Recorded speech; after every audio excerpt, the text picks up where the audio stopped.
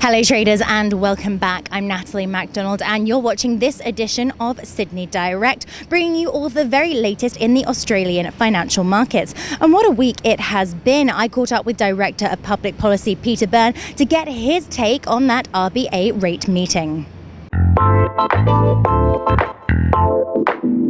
Peter, thank you so much for joining us today. Always a pleasure to catch up with you. Thank you.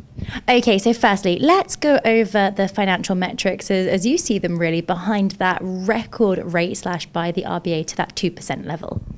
Well, it was widely anticipated.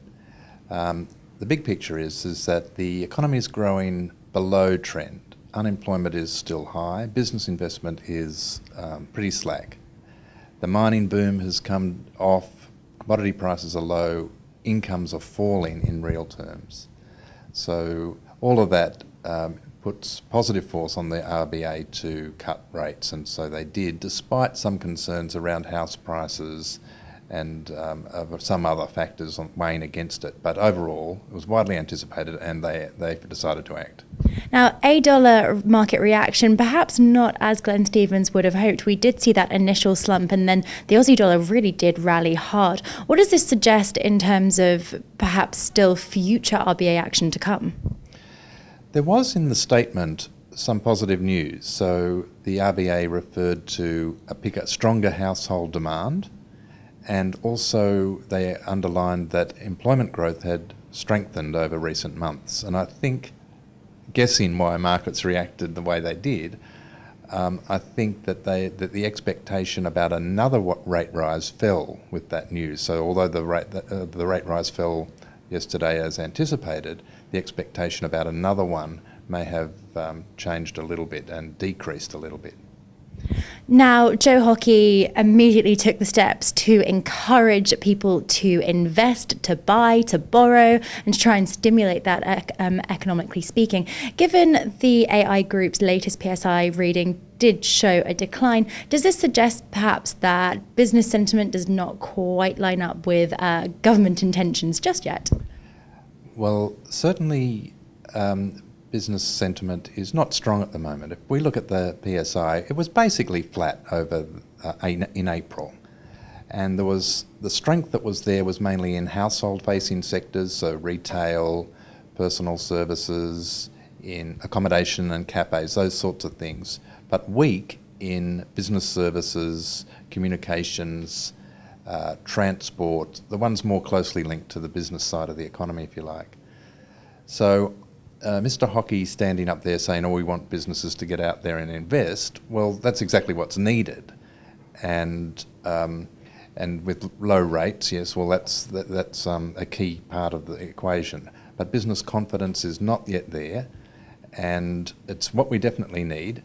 So I think the government, I don't know if their intentions, or certainly what's needed, they recognise that's what's needed, and that's a very encouraging sign. And it's encouraging if they back it up with budgetary measures next week. Well, this is exactly it. We've got the budget 2015 coming up, but what do we need from the government to meet both business and also consumer needs? Yeah.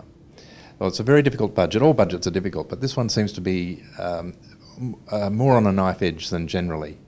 So the economy is pretty weak. They need to stimulate the economy this year, in the 2015-16 year, and maybe even beyond. But we have this problem of a longer-term fiscal consolidation that we also need to do. So the government has to, ideally, it should do some stuff that's focused on business investment, which is where the problem is with demand right now.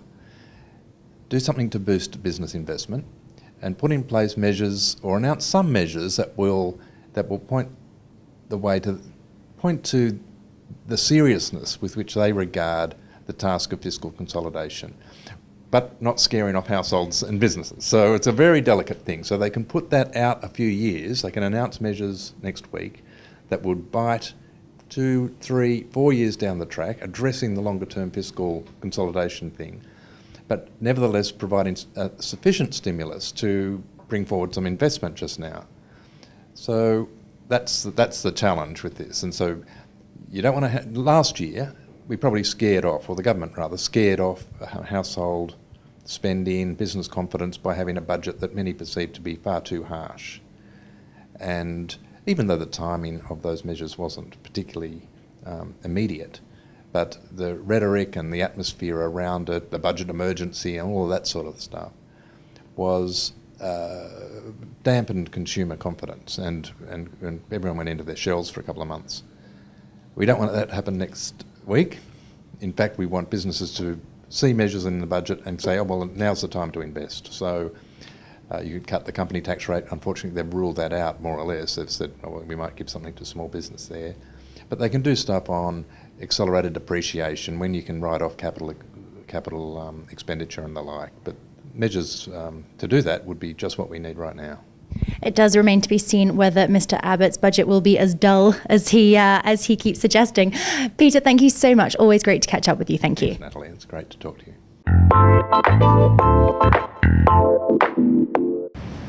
Our thanks, as always, to Peter Byrne for his comments there. That is all we've got time for right now, but do stay tuned, as the Dukascopy TV team will be bringing you plenty of updates on the global financial markets. For now, though, it's goodbye from me.